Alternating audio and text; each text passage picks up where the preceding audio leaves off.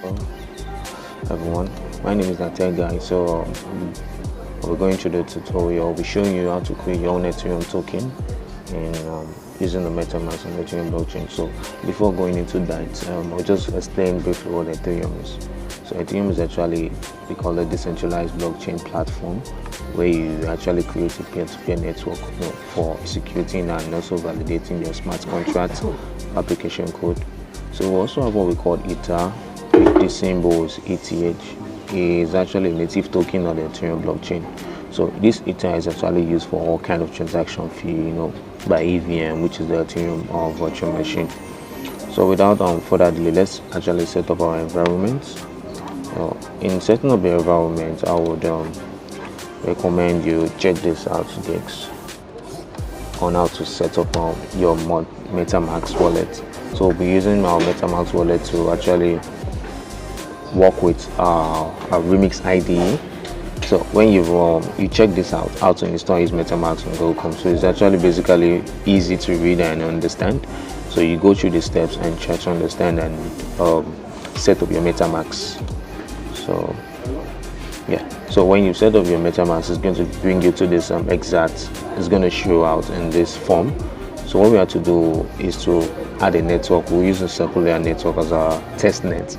So in order for us to get our Ethereum working, our token instead. So you come to this Ethereum mainnet. I've opened separate account before, so basically let's just get a new one working. You add your network. So basically what you have to do is just scroll down. You add a network manually. So we'll be using Sepolia. Just go through this Sepolia. Then we have the URPC, the RPC URL, sorry. That's rpc.sepolia.org. Yeah, rpc.sepolia.org. So we also have the chain ID, which is 111555111. Yeah, the currency symbol we'll be using is ETH, and like I said, ETH just actually serves as what you use as it's actually this token which you use on the Ethereum blockchain. So since you basically be able to set up your Metamask, so this is basically the steps: the network name, the RPC and the chain ID. You just click on save. So Sepolia in caps. You can just put Sepolia network. So well, let's just leave it as Sepolia instead. So I'm successfully created an account of Sepolia, a network, of Sepolia. So let's switch to Sepolia network. Yeah, so because I've been using this Metamask account, so it's actually a dummy account. I've transferred the testnet, a lot of testnet to Sepolia network. So I'll show you on your account is going to be like 0. So I'm going to show you how you're going to add your testnet to your Sepolia network.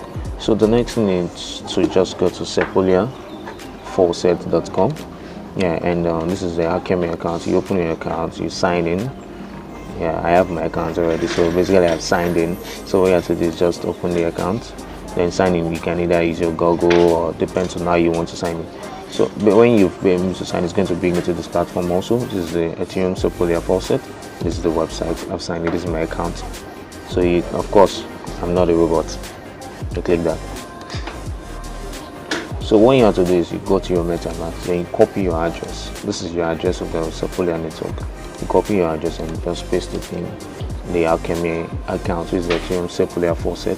You're trying to get a testnet so that you're able to run your transaction, because you can run your transaction based on the zero balances. So faucet is going to give you 0.5 Sepolia per day, so you can use that. So you go to send me Ether. So you've actually been able to successfully send an Ethereum Ether, which is ETH, to your Sepolia network. So the next thing is to set up your Remix IDE. Yeah, if you want to set up your Remix IDE, then the website is remix.ethereum.org. So this is your Remix IDE. Now we have the Remix IDE. This is the web-based Remix IDE, of course. So you open your Remix IDE. So just let it load for a while.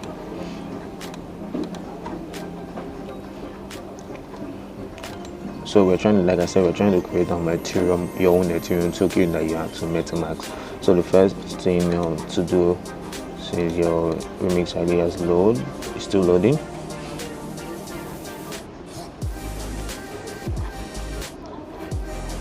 Oh yeah. So this is by default. This one's going to be showing you. So just go to your contract, and by default there are some of your contract addresses. You can just ignore that. So when you go to your contract, just click on create new file, and see my token.so. We are writing Solidity. So yeah, this is what you're doing basically. So the first thing to do is to specify your license, which is a SPDX license identifier. Then you can either put it as MIT, or you can just specify it as a license. So based on what you've been doing, let's just leave it at MIT for this tutorial. For our tutorial sake, let's just leave it at MIT. So the next thing to do is specify your Solidity version, which is Pragma. Now by default, your remix ID gives you a prompt. Just type in a short was going to bring down the exact one, but let's just put it Pragma Solidity. Let's say now version. Just for us to understand the version we're using, let's check our versions here. The version says we have 0.24. That's the latest version in Solidity actually for now. So let's just 0.8.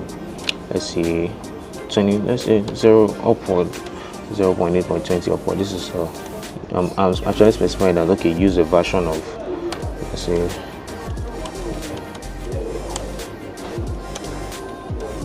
use a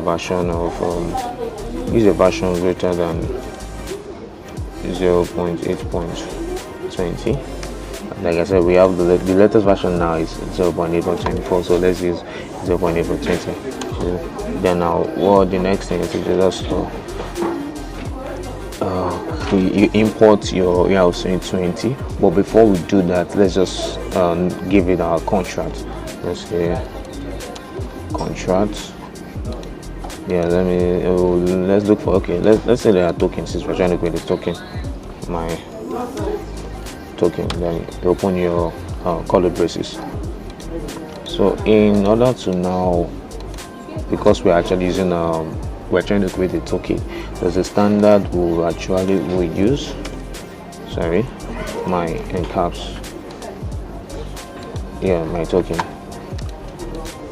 So in order to understand what's going on, like the first line, like I said, is license identifier. Specify the license of the smart contract, and probably can give it an MIT on license. And this Pragma Solidity is just the version of the compiler that we'll be using in our contract. So next is also for us to just import our ERC20 from the Open Zeppelin library. So by using that, we're actually say import at it's a Open Zeppelin. Okay. Sorry, contract.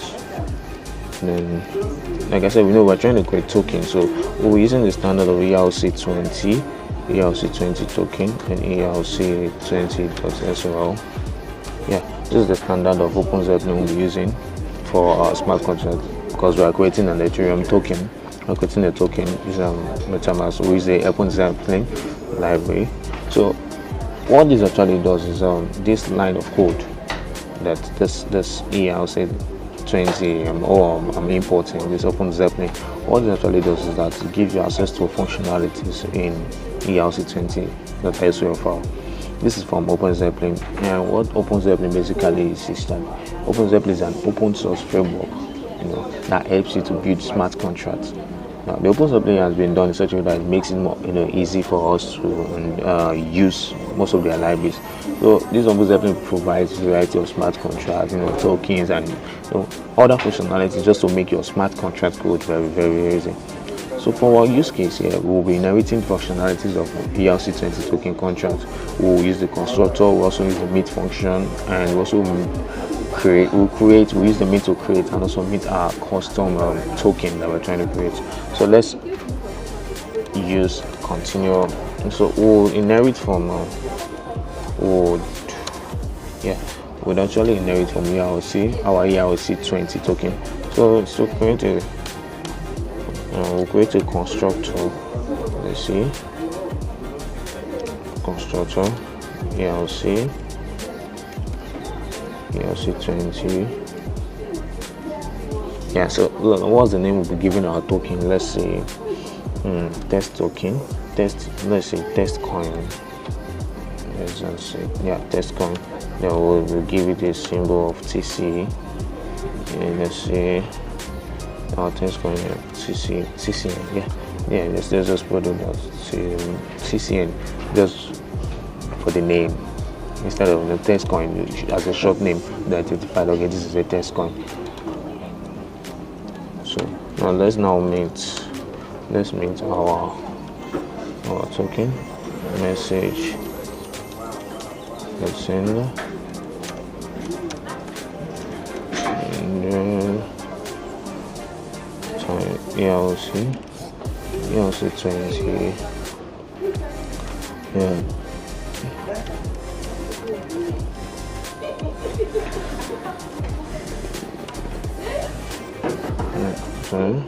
Decimals, okay. Yeah. So now let's break this down. What actually mean? Now in this first line of code, which is contract my token is ERC20. What it actually is inheriting from the ERC20 token using this keyword is. I'm using this keyword is to inherit from ERC20 token from the OpenZeppelin library. So the second line of code, which is constructor ERC20 test token and test coin and TCN. So what it actually means is that these contracts, like it inherits with other contracts, because I'm inheriting from it, I'm not only just calling, not just inheriting, I'm also calling the constructors, and that is from this what's it called, from this ERC20 library. So I'm actually calling the functionalities because I've been able to inherit from the ERC20 token library, which is the OpenZeppelin. So I'm calling that. So the coin, which is test coin here, is simply the name of the token that I'm creating. Now I can give it another name, of course, but just depend on what you want to use. And it is saying it's just a symbol to identify that, okay, yeah, this is a test coin. So the mint underscore mint that I've been able to call here. Now this is exactly where the functionalities occur. This is a function, the underscore mint is a function. It comes from ERC20 token, and what this does is that it mints token and gives them to the person who deployed the contract. Now I'm the one deploying the contract, so of course it gives me that ability to mint that token, which is why I'm giving the functionality of message sender. But what message sender does is that message sender acts as a function of which the person calling that contract. I'm the one calling the contract, so that's the function of message sender, and it identifies the address of the person calling the contract. Now the 100, this multiplications functionality that I'm doing is just this will just figure out how many tokens that needs to be made. It's just a calculation that determines the total supply of tokens to be minted. Now this is just a way to make sure that you have the right amount of tokens that is ready to go.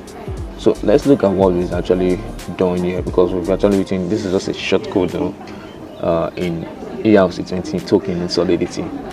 So now let's just go further and set up an environment that will actually deploy our token.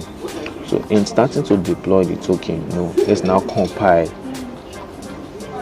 So let's compile our token. So in compiling your token, if you should observe, now there's a sign here. It says from Solidity, warning SPDX license is not provided. So now I've been able to identify my mistakes, which is the SPDX, sorry, not XPDC, then XPDX license identifier. So let's just compile my smart contract. Source is not found. Okay. All right.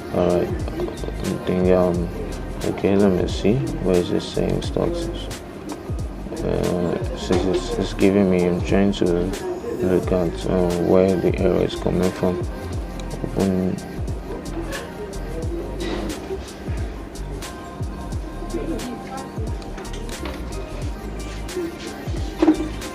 Okay.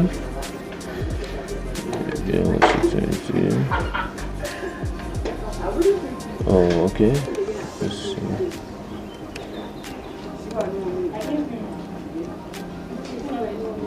Yeah, so I've been able to figure out, this is one of the things that happen. Now, I have to make sure my license is very, very correct in my spellings. You have to make sure that there are no mistakes. So I've been able to figure out that mistakes and cancel it out. So basically, when I've done that, it shows that okay, now my contract can actually go. When you compile, you click on compile smart contract, and it shows that okay, your compilation has gone through. So you go to your deploy and one transaction. So this is where you would actually deploy your transaction, to deploy your token. So when you've done that, you click on deploy. Now let's click on deploy. Okay, yeah, so you hold on. Okay, so it shows that our smart contract has gone through. You check it here. So now if you look at this, it's going to show a lot of functionalities because I'm inheriting from ERC20 token, which is the open source.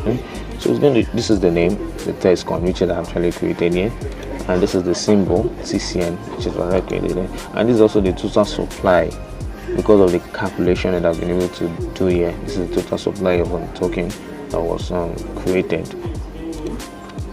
Okay, so since we've done that, now what we have to do now is change our environment.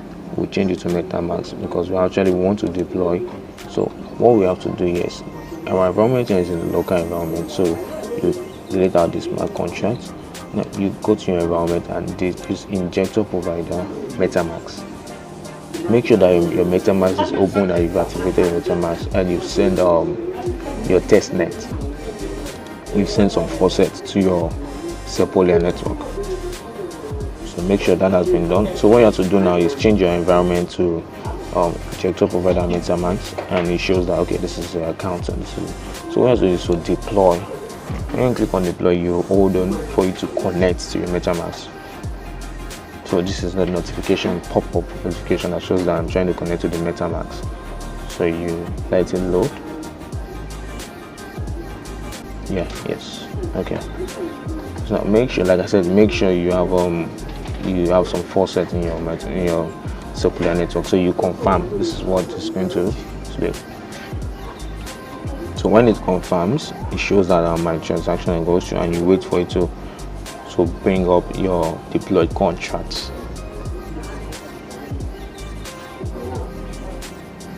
Okay, yeah, so my transaction has been confirmed by Metamask. So of course this is my deployed contract.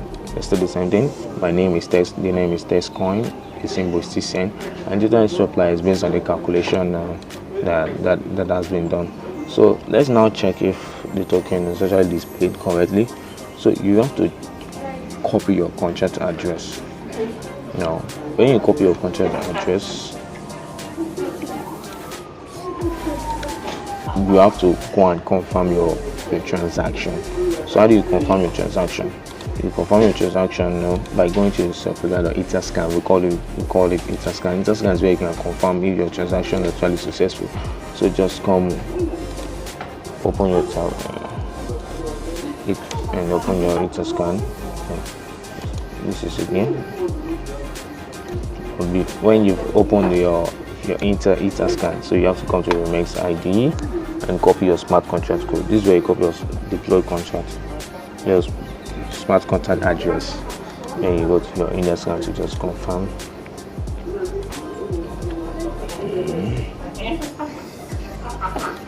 Yeah.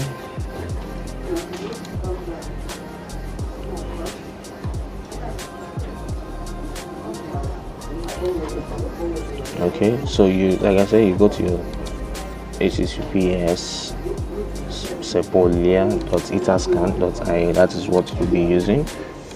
Okay, sorry.